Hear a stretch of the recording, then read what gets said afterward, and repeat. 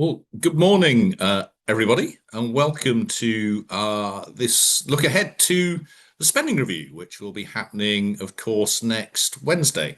I'm Paul Johnson, Director of the Institute for Fiscal Studies, at least for now, and I will be introducing one of my colleagues, Boileau, who will talk about some of the work that we've been doing, looking ahead to the spending review and going through some of the choices facing the Chancellor.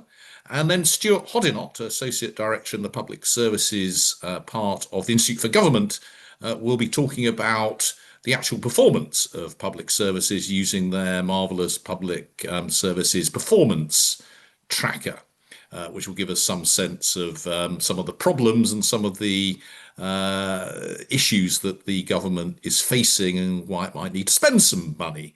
Of course, we're doing this just half an hour or so after the Prime Minister has spoken about one of the many pressures that spending is facing, the defence review, and the promise to get defence spending first up to 2.5% of national income, and then in the next Parliament up to 3% of national income. And that's one of the things that B will be talking about in terms of the trade-offs that we're facing. Each of the speakers, B and Stuart, will speak for just over 10 minutes. That will leave us plenty of time for questions and discussion. You should all have a link to the Slido app. That will open for questions once B has finished speaking. And I will now turn off my camera and mute myself. B will speak first, then Stuart, with no interruption from me in between, and then we will go to questions. My colleague Ben Zaranko will also be joining us for the question and answer session. So with no further ado, B, it's up to you. Thanks, Paul. I will be talking about 4 key decisions that the government faces in next Wednesday's spending review and the implications of their choices here. I'll start off by setting out some context for the spending review. So at the spending review, more than £600 billion will be allocated to departments each year.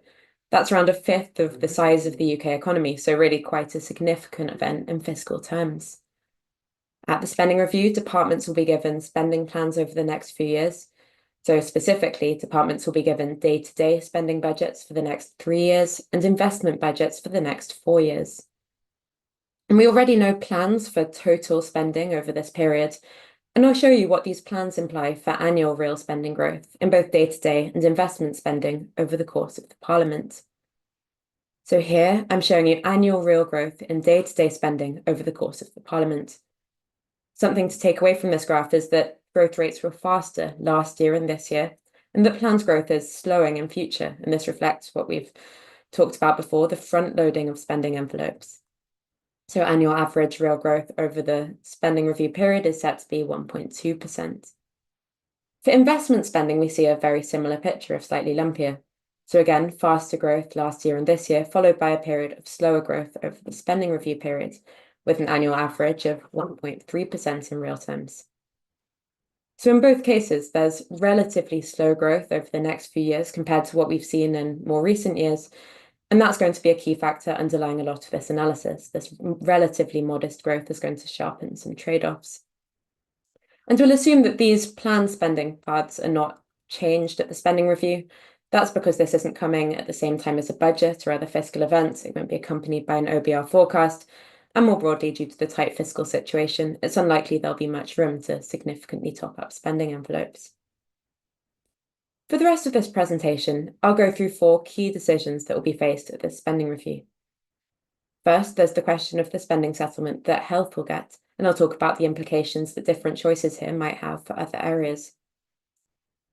The second key decision will be whether to amend the stated plans for defence spending, perhaps particularly topical today with the publication of the Strategic Defence Review. The third key decision will be what areas might be squeezed and how such squeezes might take place. And then the final decision that I'll discuss is where to spend additional public investment money, which areas to prioritise and which areas might face cuts. So I'll start off with the picture for health spending. This is particularly important because of the sheer size of the NHS and more broadly of the Department of Health and Social Care. This represents around 40% of day-to-day spending, and so decisions here have really important implications for all other areas. And when we think about the sort of settlement that health might get at a spending review, it's helpful to broadly consider two historic patterns for what health has traditionally received at spending reviews. Traditionally, health has tended to be the winner at spending reviews, by which I mean that planned health spending growth has tended to be faster than average. Between 1998, with the first spending review, and 2015, planned average annual growth for health has been around 2 percentage points faster than average total spending growth. And that covers both big increases through the 2000s when total spending was growing rapidly, as well as the period of the 2010s when health tended to be spared the cuts that other departments faced. But more recently, that gap between health and the average has closed. And in particular, in the last October's single year spending review, the government gave health spending a pretty similar settlement to the average. And a key question is whether the government will follow this more recent pattern of giving health close to the average, or the more traditional pattern of growing the health budget faster than all other areas. And as I mentioned, because health spending is so large, the outcome for health has really important implications for what will happen elsewhere. And to illustrate this, I'll go through some potential scenarios for what might happen to health. So we know that after this year, total day-to-day spending is set to grow by an annual real average of 1.2% each year. And we can first assume that health spending grows at the same rate. So Department of Health and Social Care grows at 1.2% each year. When we account for the government's commitment to increase defence spending, which more later, as well as the impact that these commitments will have on devolved block grants, all other areas would grow in this scenario by around 1.4% each year in real terms. So potentially avoiding significant squeezes, making trade-offs easier within this other areas. But 1.2% would be quite difficult for DHSC to manage. It'd be very difficult to achieve desired performance improvements within a 1.2% budget, for example, bringing down NHS waiting lists. So in scenario 2, we consider a situation where again spending's growing by 1.2%, but instead DHSC grows by more like double that at 2.5% each year. This would likely make it a bit easier to deliver some performance improvements, particularly if accompanied by productivity improvements. But other areas would then be flat in real terms, and this would likely disguise a picture where some areas were seeing some real terms increases, while other areas were cut. We could consider instead a scenario where health instead grows at close to the long-term historic average of 3.4% each year. This would make it a bit easier to achieve some of the performance ambitions for the NHS, but this would lead to other areas being cut by around 1% in real terms each year. And this would be really quite challenging elsewhere. It's worth noting that this, of course, isn't a ceiling on what the NHS could get, so it's nothing like the rapid increases we saw during the 2000s, for example. So you can see here that given relatively modest rates of overall growth, giving the NHS and giving DHSC more would lead to difficult situations elsewhere. This is all taking into account implied commitments at the spring statement for defence spending, in particular to increase defence spending to 2.5% of national income by 2027. And defence is relatively unusual in the sense that we know this kind of stated implied path already after this year, unlike most other public services. And I'll show you what this commitment to increase defence spending looks like in historic context. Here I'm showing you defence spending as a share of national income since the middle of the last century. You can see that any rise in defence spending as a share of national income looks pretty historically unusual. We've broadly seen this line fall over time in what's been referred to as the peace dividend. It will be historically unusual to see a sustained rise in defence spending. But although historically unusual, it might be the case that increasing defence spending to 2.5% of national income might not be enough. The government might decide that it would like to increase defence spending further or faster than this level, and the spending review would seem one natural place to amend these stated plans for defence spending. We can set out one example where the government decides that defence spending will increase to 3% of national income by 2029 to 30, so the end of this parliament. This is just one example of what might happen if defence spending does need to be amended. I'm showing you here the three scenarios that we went through in the case of health, so showing the outcome for other areas given commitments on health and defence. And we'll consider what might happen to other areas if defence does increase to 3% of national income by 2029 to 30. The implied outcome for other areas is shown by the purple bars. You can see that in each case, cuts are deepened, and in scenario 3, where health grows at close to the historic average, cuts grow to 1.8% in real terms each year. So squeezes on other areas of this magnitude would likely be challenging, although it's worth saying that it's not necessarily completely bad for the government to be making some level of real terms cuts. These are entirely normal as the government prioritises and reprioritises in line with updated aims. But in order to make these cuts to budgets, we can broadly think about two different methods in which budgets could be cut. The first way to cut budgets is productivity improvements. So in this context, that would mean delivering the same services but within lower budgets. Making productivity improvements is, of course, desirable. This government has made it a priority, as with the last government. And it should be possible to make some productivity improvements, but the question really is how far these can go to make cuts possible without needing to make cuts in other ways. These actual cuts are the other way in which to cut budgets. This involves reducing the level of services offered, whether reducing the scope of services, whether introducing charges or means tests, or increasing the level of these things. This is, of course, much more politically challenging, and a key question will be how far these are necessary and are spelt out at the spending review. And I'll mention here that, of course, plans for public sector pay and employment will be really bound up with these decisions of where and how to cut budgets. Staffing costs account for almost half of departments' day-to-day budgets, and it will be really difficult to continue to deliver real terms rises in public sector pay, employment growth in the public sector, and rises in non-staffing costs. There'll be difficult decisions here over what to prioritise and where difficult decisions will need to be made. I'll finally talk about the decision of where to allocate investment spending. And to start off with, I'll remind you what the picture for capital spending looks like over the course of this Parliament. So I'm showing you average annual real growth in capital budgets according to existing plans. Over the course of this Parliament, capital budgets are set to grow by 3.3% in real terms each year. But as we discussed at the beginning of this presentation, that's relatively front-loaded. So with growth of 7.4% each year, last year and this, followed by slower growth of 1.3% on average over the periods covered by the spending review. While we don't know plans after this year for most areas, as with day-to-day spending, we know plans for defence spending, which I'm showing you on this graph now for the 3 periods. You can see that defence spending is set to continue rising rapidly over the periods covered by the spending review, which largely reflects the fact that the implied plans for defence are relatively capital intensive. This leaves non-defence capital. While it's increased rapidly over the last 2 years, as you can see, growing by around 7.3% each year, it's set to remain broadly flat in real terms over the spending review period. While capital spending will be maintained at a level that looks pretty high by historic standards as a share of national income, any further increases to capital spending, for example, for net zero, for growth-enhancing investments, for public services, will need to be offset by cuts to capital spending elsewhere. It will be impossible to simultaneously prioritise a range of different areas for increases without also spelling out cuts to investment spending. So to wrap up, the Prime Minister has talked about ruthless prioritisation of different areas, and it's at this spending review that will need to be spelt out in detail. As we've seen, real terms cuts to some areas seem almost inevitable, although for the scale of these cuts, a huge amount will depend on what happens to both the health and defence budgets.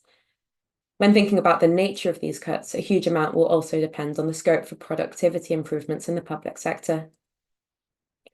While capital spending in particular will be sustained at high levels, we've seen that all the real terms increase in capital spending over the period of the spending review has already been implicitly allocated to defence through the top-up, and that leaves big choices elsewhere. It will be impossible to simultaneously prioritise a set of other areas for increases, and it's perhaps choices here that will give us the best sense of this government's priorities. And I'll pass over to Stuart, who will talk more about public service performance.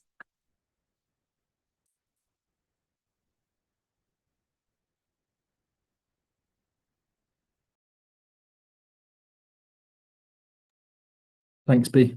And thank you very much for inviting me to come and speak today. I was asked to come and give some context to the state of public services as we head into the spending review. And then we'll also look at some of the cross-cutting drivers of performance that we identified in our work.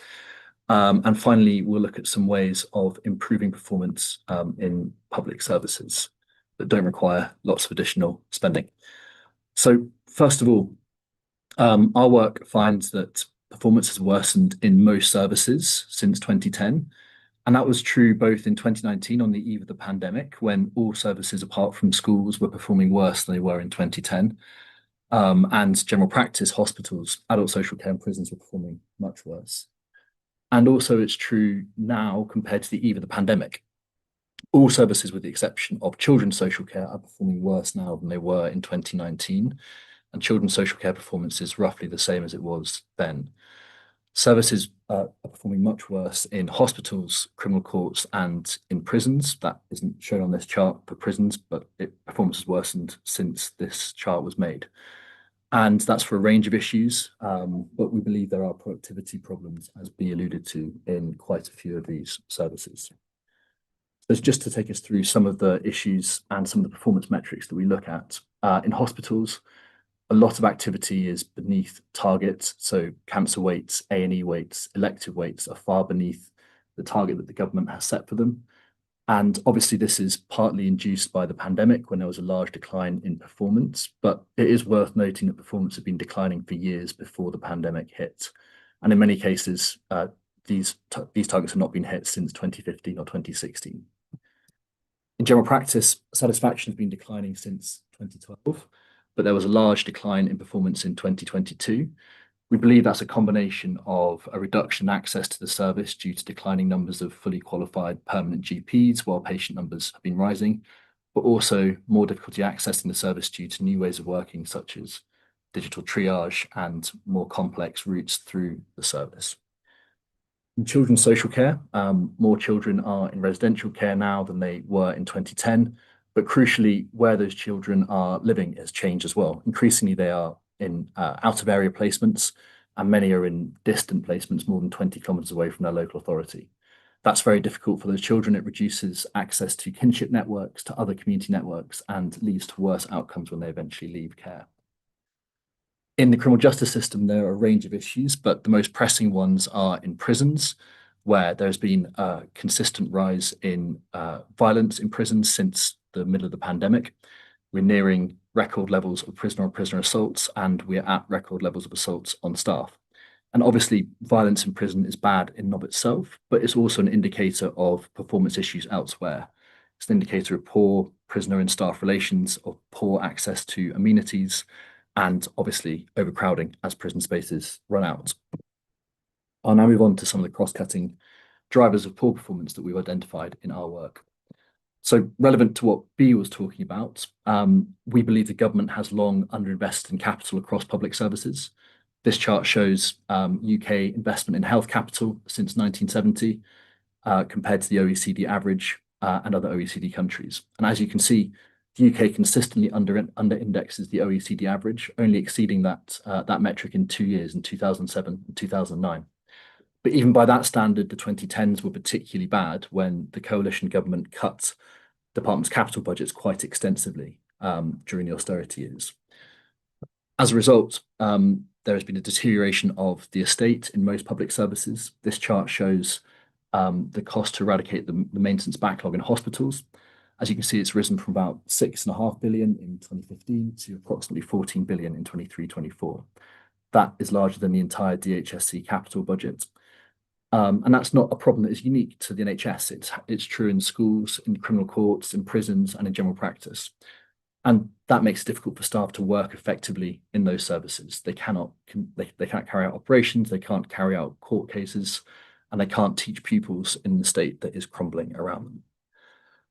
It also means there is insufficient equipment for staff to work effectively. This chart shows the number of CT scanners and MRI scanners in the UK compared to OECD countries. And as you can see, we consistently under-index other countries. That means it's hard to just get through the amount of diagnostic activity needed in the NHS. But it's also true for other things like IT equipment and IT software. Across all services, it's often difficult to access the right computers, or the computers actually work when staff need them, making it very difficult to actually do their jobs. We think that spending on preventative services has declined since 2010. This chart shows local authority spending on children's services. The pink area is the more acute services, things like looked after children and safeguarding children, while the blue is more preventative spending, things like children's centres like Sure Start. As you can see, local authorities spent about 50% of their budgets on those more acute services in 2009-10. That's now closer to 80% in 2022-23. That's partly because of funding pressures requires services to prioritise between the sort of more upstream services and the acute demand they face, and they often choose the acute demand, understandably. But we also think there's a feedback loop here where cutting preventative services often leads to more acute demand for the acute services in the future. You can look at things like cutting Sure Start centres, which, as the IFS's work has shown, really contributes to improved outcomes in the future. So cutting those services leads to worse outcomes. We think there is a lack of management capacity in most services, and to be specific here, we mean operational and analytical management capacity close to the front line of services. This chart shows the change in the ratio of NHS staff that are managers. There's been a large reduction since 2010, including the Lansley cuts in 2013. But that's true, again, across most services. There are too few police sergeants often in the police. Local authorities have been forced to cut back office staff in order to meet those more acute pressures that we were discussing. And that means it's very difficult to allocate resources effectively at the front line of services. It also shifts the burden of administrative and managerial tasks onto the more frontline staff. It means, for example, that consultants often end up doing rostering in NHS hospitals. It means that social workers end up having to do more of the managerial and back office administrative work that they weren't previously doing in local authorities. We find that staff are generally less experienced now than they were before the pandemic and also in 2009-10. This chart shows the proportion of prison officers by their tenure. As you can see, we're now at record levels of prison officers that have worked in the service for less than 5 years. There are a range of reasons for this. Some of these are deliberate policy decisions. For example, the government's choice to fire and then rehire 20,000 police officers in the 2010s meant that the new staff were just not as experienced as the staff they replaced. It's also because of expansion of some workforces, like hospital staff and primary care direct patient care staff have all increased substantially since 2019. And there was also a pandemic effect, as a lot of staff left posts from mid-2021 onwards. But reduction in experienced staff means that some of the more effective, productive working that they were doing disappears and is replaced with staff who are less able to navigate the system. Finally, in the shorter term, we believe that strikes have severely hampered performance in the last few years. There's been strike action amongst criminal barristers, teachers, nurses, ambulance staff, and consultants and resident doctors. In the NHS, that led to 1.5 cancelled or rescheduled elective procedures, as this chart shows, but it also meant lost learning in schools, delayed cases in criminal courts, and other urgent emergency care issues in hospitals. I bring this up because the government faces potentially renewed strike action as the BMA ballots its resident doctors about this year's pay deal. So just to very briefly run through some of the ways that we believe the government could improve performance without spending a lot more money. We think that, yes, there has been a limit on the amount of capital spending in services and arguably too little. But we also think that the way services and departments spend their capital budgets is arguably ineffective or less effective than it could be. This chart shows the proportion of capital spending across the year. And as you can see, there tends to be a large increase in the last month of each financial year. DHSC averages about 30% of their capital spending in March every year. And that's because services often plan their spending quite ineffectively. They often rush capital spending out the door at the last minute on shovel-ready projects. But it's also a function of the fact that there's often been single-year capital budgets set by departments for services. Which brings me on to the next point. We think there is definitely room for governments to set longer-term funding settlements. This chart shows the length and timing of spending reviews since 1998. As you can see, there's been an increasing tendency to rely on single-year spending rounds in the last few years, but also there's been a tendency to run spending rounds only at the point when the previous spending review period ends, which creates a nasty cliff edge for services in which they're very uncertain about their budgets for the coming years. We've experienced this in the last few years with the end of the 2021 spending review. The IFS and us have talked about the fiscal fiction that cliff edge required the government to make. And we think there could be better ways of allocating spending, allowing service to plan more effectively across a longer period of time, but also to procure services and commission more effectively beyond the end of this cliff edge. We think there is the opportunity to better integrate services at a local level. Unfortunately, I didn't have a chart here, so I've relied on a map of the ICB system in London. Often services are very fragmented at a place level. The acute hospital won't talk to the local authority, and the local authority often won't talk to the schools in the area. And this means that people can often get bounced around between different services without their needs ever being really met. That leads to a lot of duplicative work and arguably inefficient spending of services. We think that the government can encourage better place-based working to target activity in a way that really supports people. And it can do this through a number of different mechanisms, such as financial payment by results that targets activity at once, or by pooling budgets for services in the local area to encourage them to spend money on activity regardless of the area or the service in which it takes place. We think policy stability is vital for public services to be able to operate effectively. This chart shows the tenure of various secretaries of state since 2019. And obviously, 2022 was a period of intense ministerial turnover, but there was also a lot of ministerial turnover, both Secretary of State and Minister of State level in the previous few years. And that makes it hard for services, again, to plan effectively. They're constantly getting conflicting messages from new Secretaries of State who start, who scrap previous programs, who implement their own, and who make it difficult to really plan effectively. And we can look at adult social care as an example of that. The constant toing and froing between 2019 and 2025 of charging reforms constantly distracts attention from actually improving performance on the ground. On the other side, you have Nick Gibb, who was the schools minister for the better part of the last 15 years. And we saw school performance improve throughout that time as he offered some stability to the service. Finally, we think the government should be better at setting priorities for services and then stepping back and allowing them to decide how to deliver those priorities. This just shows the operational planning guidance for the NHS in 2024-25 compared to 25-26 this year. We really welcome the government's decision to cut down the number of metrics that it's targeting the NHS on, and we think that this could be this approach be taken elsewhere in other public services as well. But giving local areas more autonomy over how they spend money, how they choose to deliver performance improvements is a vital way of improving productivity, we think. I'll leave it there and I'll hand it back to Paul. Thank you very much.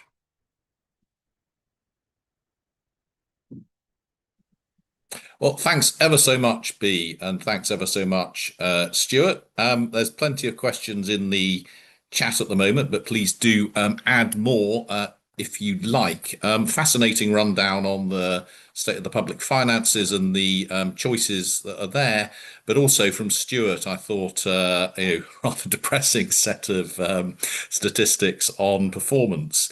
Before we get into the questions around some of what B and Stuart have said. Stuart, I know that you at the IFG are quite well engaged to some extent with departments at the moment. And this is an unusual spending review in one sense, in that it's supposed to be zero based. In other words, departments are supposed to be explaining absolutely everything that they spend and why we need to have a school or a health service or what have you. How is it going? I mean, have you got any insights into what's been going on, how this has worked? I mean, we know that your average spending review involves an enormous amount of effort across Whitehall, and then quite often some very high-level political decisions taken at the last minute. What's your sense of how this has been working? Yeah, so there's a few different ways that we think, or that the government says this spending review is going to be different. First of all, it's supposed to be a mission-led spending review, so it's supposed to be targeting the government's 5 missions, and that's supposed to be encouraging better cross-departmental working. Departments coming together for spending bids that target programs that they think will support the government's missions. And the other element that's a big change is supposed to be this zero-based approach that you mentioned. We're hearing different things about both of those. I think we recommended that the government should take a zero-based approach, but then we were a bit worried about what that would actually mean. Actually, from what we've been hearing, this has been quite a welcome step the government's taken, and departments have really enjoyed engaging on this and really getting to the bottom of what actually is the programs that they want to continue. It's also given them a chance, an opportunity, political cover to come out and say, these are the programs we think are poorly evidenced and don't actually deliver good value for money. So I think it's sort of a good clearing out the dead woods type approach from what we hear, which is quite refreshing. On the mission-led approach, we have heard slightly worse things. I think there's a tendency for there to be sort of meetings where you get different departments in the room together and they're very collaborative in person, and then they go away and instantly there's back to the sort of bilateral like departmental and treasury negotiations that have typified most spending reviews, which is not the best way to run these spending reviews, we don't think. So I think it's probably a step in the right direction, and probably there are some difficulties in overcoming some of these very learned and ingrained behaviours in Whitehall, but yeah, varying degrees of success, I think we would say. Yeah, really interesting. My experience, and this is some time ago now, in the 2000s, both in the spending department and in the treasury, was that everything was incredibly siloed. And back then we had cross-cutting reviews and cross-cutting parts of the spending review, but they were always they were always effectively sidelined by the bilateral conversations, and indeed within departments. Both ministers and civil servants essentially know which side their bread is buttered on, and that is about departmental delivery. That's a very interesting insight. We've got quite a number of questions, which I will now go to rather than asking my own questions.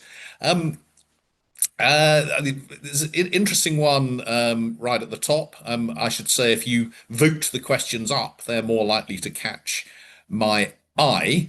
And the question is that given that departmental budgets for 28-29 will be set again at the 2027 spending review, should we again expect to see front loading with difficult decisions delayed? I think this is an interesting. It's really a reversion, actually, to the structure of spending reviews all that time ago when I was in the Treasury, when we had 3-year spending reviews every 2 years. Ben, I know you've looked at this quite a lot. What's your view about that? Well, I actually think that doing the spending review process every 2 years has some advantages in terms of having a sort of rolling basis. Departments always have a couple of years ahead of plans. You don't end up with this point of departments not knowing what the budget's going to be in 6 months' time or whatever. So I think that it has advantages. What it does mean is when you do things on a rolling basis, you might place less weight on those plans for the third year, which you know will be revisited than you otherwise would. As you say, in the 2000s, there was a great tendency for when that third year came to be reevaluated, that year would be topped up, sometimes quite substantially. Now, crucially, in the 2000s, the economy was growing and things tended to be getting better, and there was money floating around. That may not be the situation this government finds itself in 2 years' time. They might find it a little bit harder to find the cash. But even going further back than the late 90s and 2000s, before that, the government used to do a 3-year rolling set of plans every year. I think it was called the Public Expenditure Survey. If we've got any retired civil servants online, maybe they can correct me. But then years 2 and 3 were basically disregarded because they knew that they'd be revisited a year after anyway. So you're trading off these competing objectives. I really think it will depend on the economic and fiscal circumstances we find ourselves in. If the government is able to provide top-ups in 2 years, I am sure they will be keen and willing to do so, but that will depend on other developments outside of their control. Stuart or B, do you have anything to add to that, or should we move to the next? I suppose it's the case that given existing plans for budgets, we do see some degree of front loading within the spending review period. So slightly faster growth for day-to-day spending in the first year, followed by slightly slower.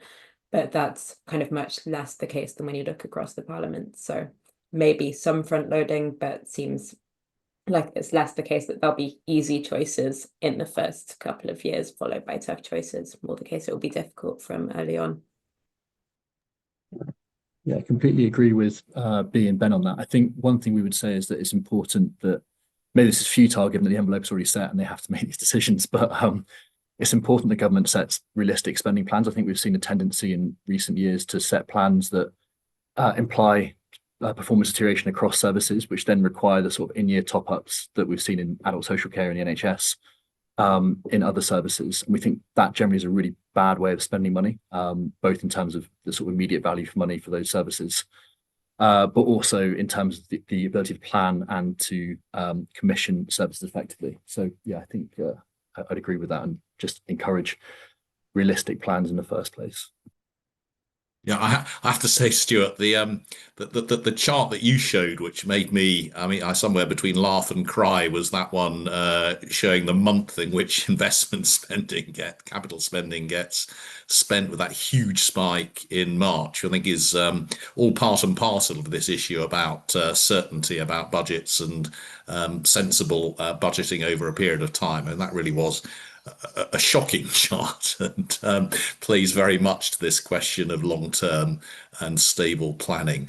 The most popular question on slide at the moment, I don't know if any of you can address this. It's a question about expected funding for mayoral combined authorities, devolution and local government reform. Our super expert on this, David Phillips, I'm afraid, is not on the call. But any of you have anything to say on that particular issue? I can have a bit of a go. I'm not our Excellent. integrated settlement specialist, so I caveat everything I'm about to say about integrated settlement with that in mind. But I think this is the first year in which we're going to have integrated settlements for mayoral combined authorities, with WMCA, West Midlands, and Greater Manchester both getting those. I think we would say this is a positive step, and it's good to be thinking about how best to use budgets within a place most effectively, and some of that flexibility in integrated settlement is definitely welcome. I think that Greater Manchester would argue that it's still not as extensive as they would like. They would like some more control over some public services spending, I think, in their area.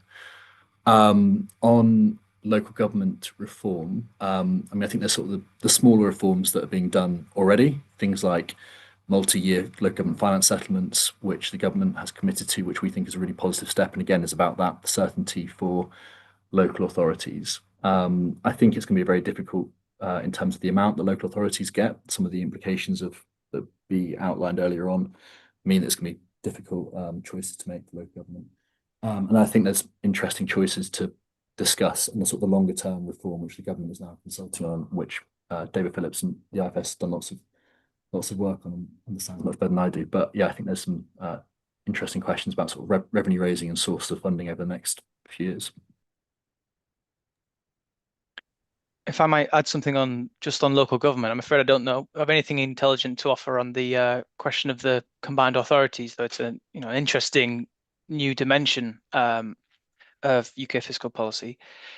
On local government, so Stuart's right, the grants that local government can expect, we think are probably going to be potentially squeezed, or even if not squeezed extensively, unlikely to be going up at the sort of rate they have done recently, just given the budget arithmetic. Though, of course, if the government is less generous to the NHS, that might free up some cash. But grants make up an increasingly small proportion of overall local authority funding. They're just less important than they were, say, 15 years ago when they were first on the chopping block. And a much bigger chunk of their funding comes from local tax revenues. And I think that becomes you cannot consider that without considering what the pressures local governments are under, and for the most part is social care, and social care is what is crippling lots of councils. The level of demand and the level of obligations they have to provide social care in their areas, and that being in some sense detached from their ability to raise local funding from council tax or business rates, I think is the real thorny policy problem that you have to unlock if you want to really reform local government. And given that the Casey Commission, I think it's called, on social care has been going to take a few years to report, and we don't know exactly what it's going to cover and so on. I don't think you can solve the local government problem without solving the social care problem, and that's intricately bound up with the financing question. And so this spending review, I don't think will be terribly exciting on that front. I think we'll have to wait for some point in the future to see if the government grasps the nettle. Stuart, can I just ask, this really for my own edification, on integrated budgets for mayoral authorities, what does that mean? Does that mean that they actually get just a block grant for the range of public services that they're responsible for, and it doesn't actually come down through the departments? Okay, this can test my knowledge a bit. Okay, from memory, I think there are 5 pillars for the integrated settlement: adult skills, transport, local growth. I can't remember the other two now. I think that the idea at first is to allow more movement between each of those pillars, but I think not extensive amounts of, it's not a completely pooled budget anymore. I think it's going to be roughly 10% at first that you can move between different pillars. But I think it will come to combined authorities through still through various departments, I think.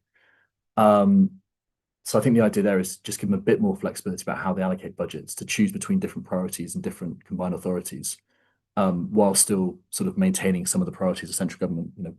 Don't want to scrap adult skills entirely and just pursue their local growth strategies, for example. But again, that might be wrong. I do caveat this, and this is not my area of expertise at all. Okay, well, thank you. We need to get our experts on this to write a little explainer for us, if not for anyone else. But really interesting set of questions. The next two questions are about defence. I'll start with you on this, B. The first one, I think we do know how much of the additional defence spending falls under capital spending and how much under day-to-day. It was a really important question.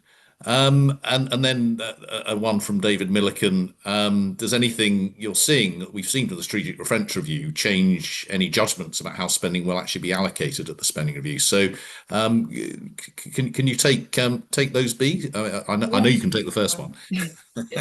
So, according to documents at the spring statement, the kind of additional defence spending was kind of more than 90% capital spending. And we can kind of compare that to around 35% of the existing defence budget being invested in capital as opposed to day-to-day spending.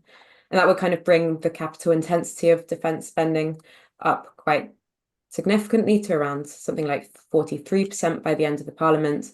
So a pretty significant change in the capital intensity overall. And of course, that could reflect the need for more investment in defence. We'll see more details on that in the Strategic Defence Review, which will be published later today.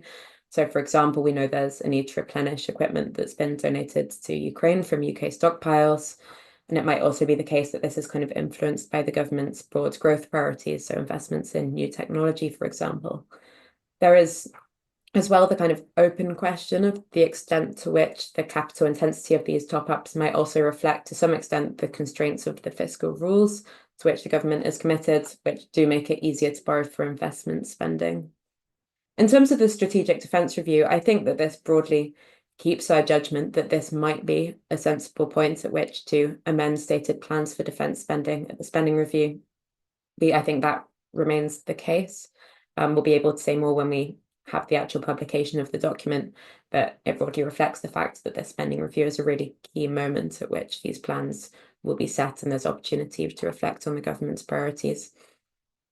Don't know if Ben wants to jump in on anything else about the Strategic Defence Review. But... Yeah, I would just add that if you look at what's been covered in the papers and what we're expecting, noting that, of course, the document isn't out yet, the focus has been on things like new fighter jets, building new frigates and destroyers, building new surveillance systems, building new missile defense systems, investing in our cybersecurity capacity. Now, a lot of those things, clearly you need a person to run the surveillance system or to be sat behind the computer, but a lot of those things are quite tech heavy. They're quite capital focused. And I think that chimes entirely with and seems consistent with the spending plans, which are very much focused on that. And I think that there'll be a narrative about how the nature of war has changed and how this makes perfect sense. So it does all seem to fit together. And I guess the happy accident for the Treasury is that they're allowed to borrow for lots of this. Whereas if they were trying to expand the size of the armed forces, they would have to pay those squaddies, and that comes out of the day-to-day budget. Even on the armed forces, the focus has been on investing in the housing estate so that people stop leaving because they're living in horrible houses. So I think that it's going to be a very capital-focused defence review and a very capital-focused spending review for the MOD. Well, it is worth saying here that I think what might be described as a little bit of a sleight of hand when the government said that it was funding the additional defence spending by reducing overseas aid spending, most of which was day-to-day spending, which is whereas, as we heard, most of the defence spending is capital spending. So what that cut in overseas aid spending is actually doing is making more space for day-to-day spending on other departments. I think it's not the most transparent way, I think it's fair to say, of describing some of the choices and trade-offs that were being made. Um, Again, a really interesting question, and I'm hoping that one of you can answer it because I'd like to know the answer.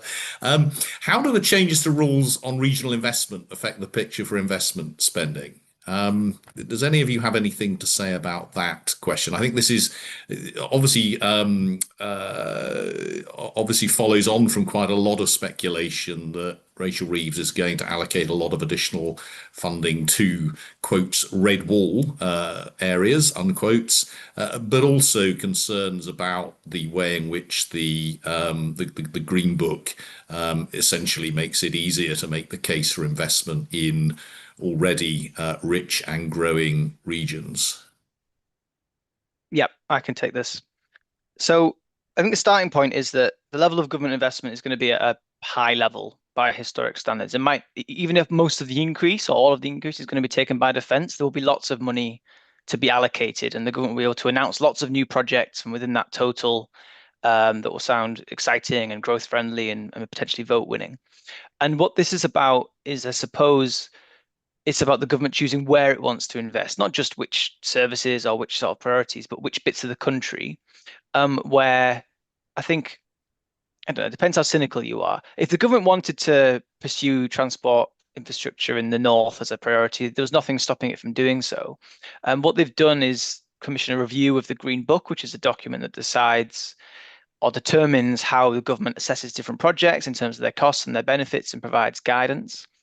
There was a previous review done under the last government or some version of the last government where they, in the context of a levelling up promise, there was greater ability for ministers to sort of, to simplify a little bit, override the raw numbers and prioritize things that are viewed as strategic priorities. So this government could have done that. They've commissioned a further review and made further tweaks, potentially, so they can say, I've rewritten the rules to allow me to do X, even though they possibly could have done X anyway. But it's about, I guess, the government seeking to place greater weight on investing in low productivity areas with a view to potentially doing transformative investment that is very hard to capture in a formal modeling way. And so I think that it's really just about a signal of priorities. I wouldn't read too much into the revisions to the Green Book. I think it's more about a signal of the sorts of investment projects they want to pursue.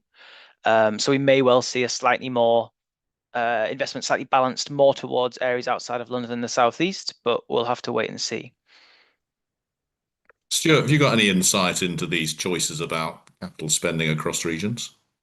Unfortunately, not. No. I haven't got That's any. fine. Not to worry. That was a great answer from Ben. Um, so the next question, and I mean, actually, as I've looked through the questions, I think people have bid up bid up the best questions. It's not just me mindlessly taking the ones at the top. Um, I'm assuming that there is no scope to increase the envelope at this review. I mean, the government has made it so clear that any fiscal event, any fiscal change has to be overseen by the OBR, and therefore any increase in the envelope, which would be a change in fiscal policy, isn't possible outside of a proper fiscal event, an OBR event. So can we assume that the envelopes B that you presented are the envelopes, and that's that? I mean, I think that they could very slightly increase aggregate spending envelopes, but it just seems really quite unlikely, as you broadly say. I mean, we know that kind of headroom against the fiscal rules is at really quite low levels that were kind of carefully restored at the spring statement. And we know that at the time of the spring statement, the OBR perhaps didn't fully take into account the full effect of the kinds of tariffs that were announced by the US president, among other things. So it's likely that if we saw kind of small top-ups now, these would then need to be kind of made up for elsewhere at the autumn budget, whether through cuts to other spending, whether through tax rises.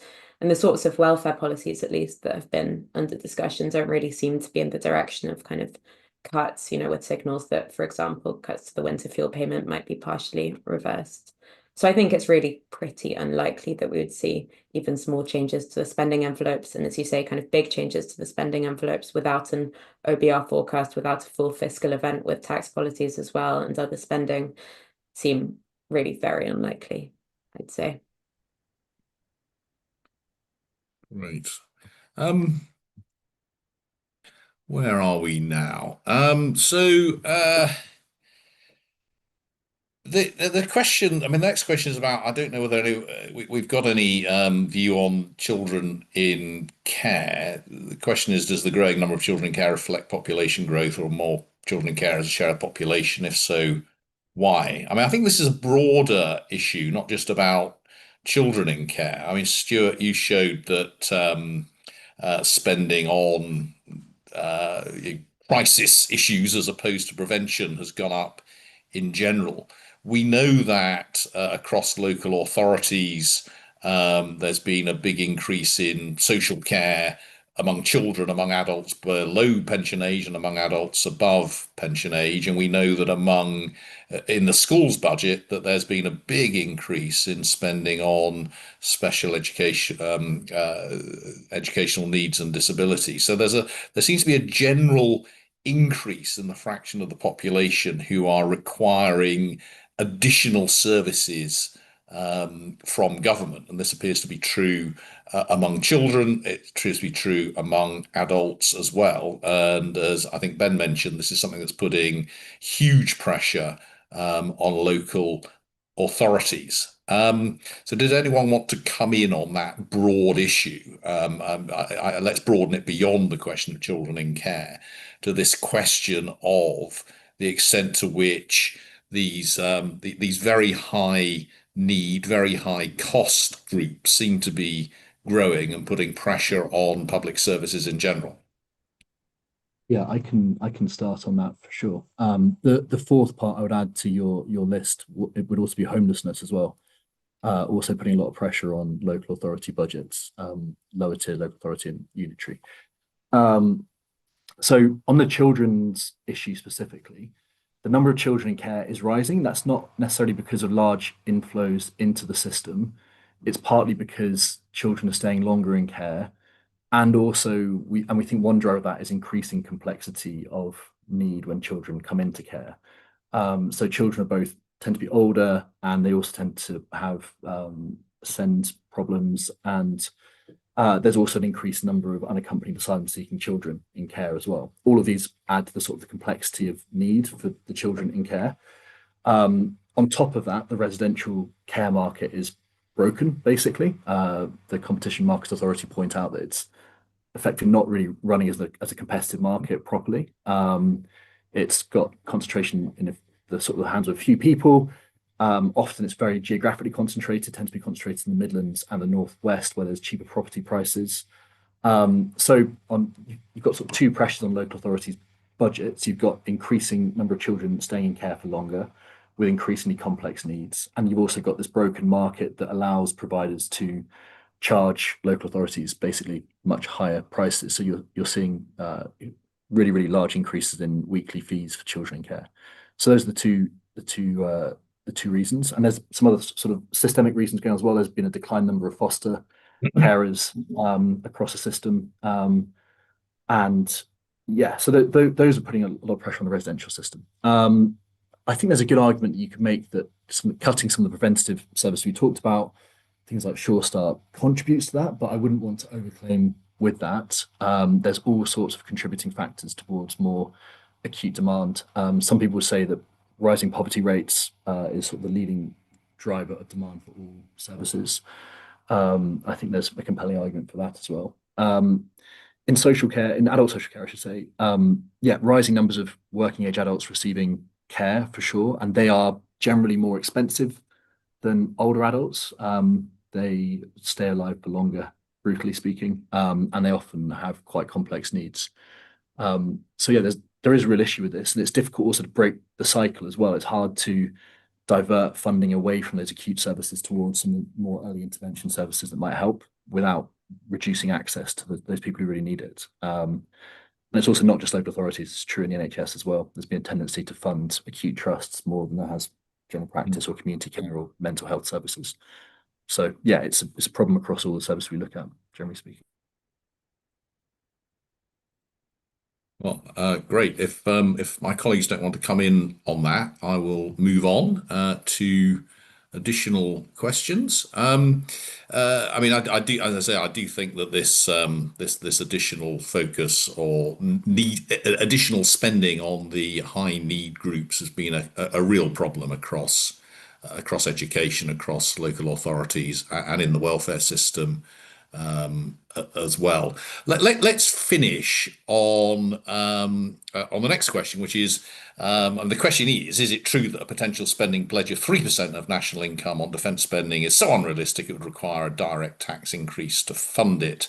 And actually, I think that's, I mean, let's put that alongside what may appear an unrelated question, but let's get these two in for the end and give my colleagues a chance to end on these two questions.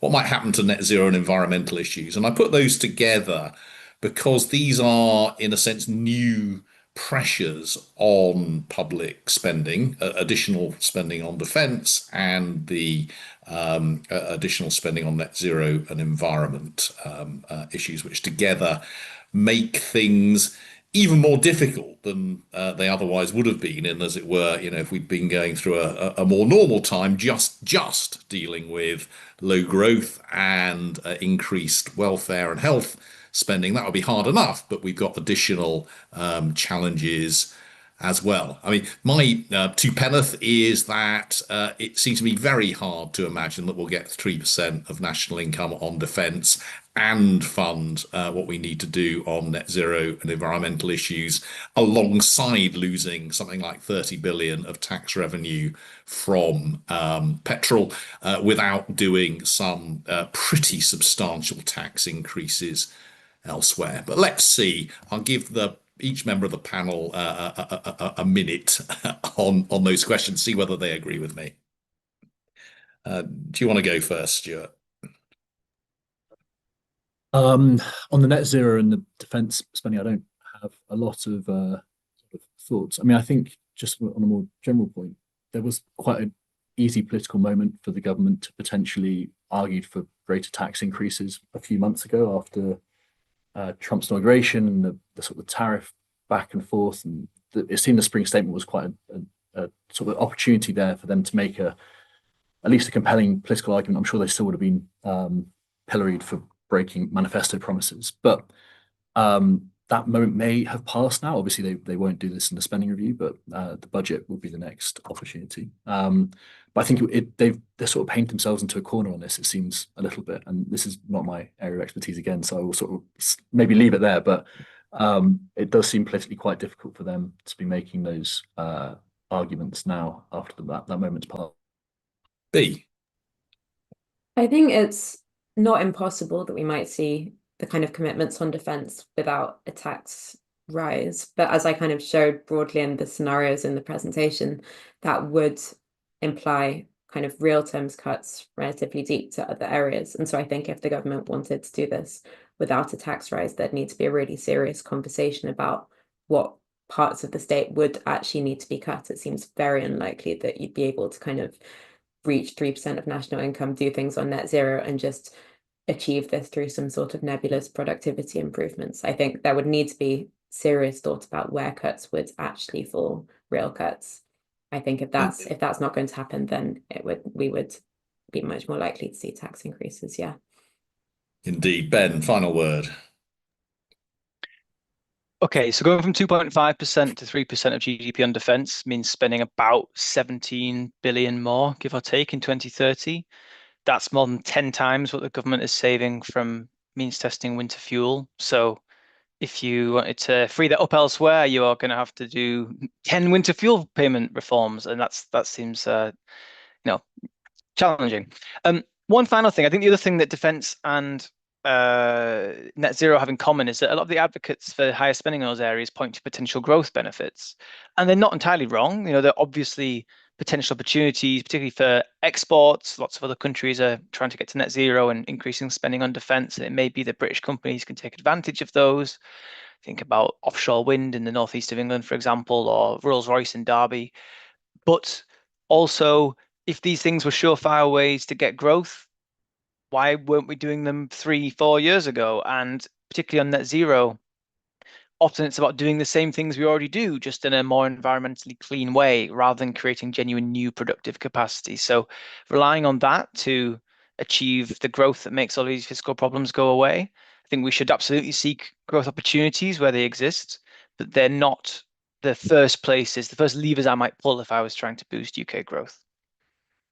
Excellent. Well, happy to say I agree entirely with everything that Stuart B and Ben just said. We are now exactly at midday, 1 hour through, so we have reached the end of our time. We will find out a week on Wednesday what decisions the Chancellor and the Prime Minister are actually going to make. And we at the IFS will, of course, have our normal morning after event, even if this isn't a proper fiscal event. It is a pretty big set of decisions for this government, arguably the biggest, we keep saying this actually, but arguably one of the biggest sets of decisions they're going to make in this parliament. Clearly a really difficult political set of decisions, as the Chancellor tries to explain to her colleagues some of the numbers that B has set out, which will involve some, at best, zero settlements for some significant areas of public spending. So let's see where we end up on that. But thank you very much to Stuart, to B, and to Ben, and thank you very much to everyone for listening.